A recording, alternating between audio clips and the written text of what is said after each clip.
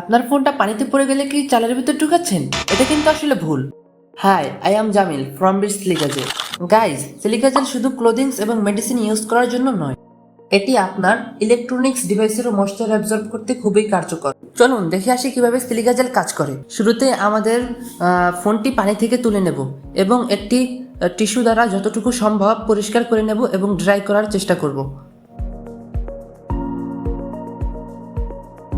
এবং আমরা একটি শুকনো কাগজ ভিজিয়ে নেব যাতে আমরা বুঝতে পারি সিলিকা জেল ময়েশ্চার অ্যাবজর্ব করতে কতটা কার্যকর। সিলিকা জেল সহ সকল ধরনের ডিসিক্যান্ট আমাদের কাছে অ্যাভেলেবল আছে। আমাদের অনলাইন দারাজ শপের লিঙ্কটি ডিসক্রিপশনে দেওয়া থাকবে। আপনাদের কন্টেইনারটিও যদি আমাদের মতো ভিজানো থাকে তাহলে সেটা শুরুতে টাওয়েল বা টিস্যু নিয়ে সুন্দরভাবে পরিষ্কার করে শুকিয়ে নেবেন। একটি কেচি বা ব্লেড নিয়ে ব্যাগটি কেটে নেব। গাইস, আপনাদের মধ্যে প্রশ্ন আসতে পারে সিলিকা জেল কিভাবে কাজ করে। আসলে সিলিকা জেলের দানার গায়ে ছোট ছোট ছিদ্র থাকে যার মাধ্যমে সিলিকা জেল ময়েশ্চার বা ওয়াটার অ্যাবজর্ব করে।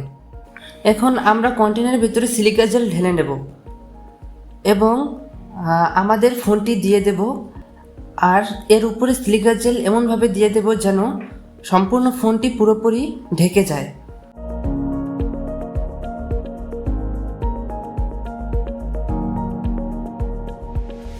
এবং টেস্টিং পারপাসে নেওয়া কাগজটি আমরা এর ভিতরে দিয়ে তার উপরে কিছু সিলিকা জেল দিয়ে আমাদের বক্সের ঢাকনা দিয়ে সুন্দরভাবে আটকে দেব।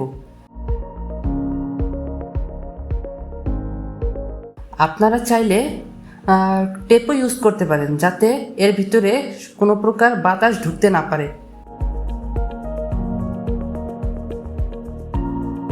এখন আমরা এটি 6 ঘন্টার জন্য রেস্টে রেখে দেব।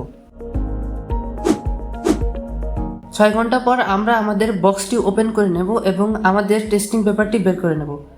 আমার ফোনটি সুইচ অফ করতে ভুলে গিয়েছিলাম, আপনারা আপনাদের ফোনটি সুইচ অফ করতে ভুলবেন না। গাইস, দেখতেই পাচ্ছেন আমাদের কাগজটি সুন্দরভাবে শুকিয়ে গেছে এবং আমাদের ফোনটিও সুন্দর করে শুকিয়ে গেছে। Thanks for watching.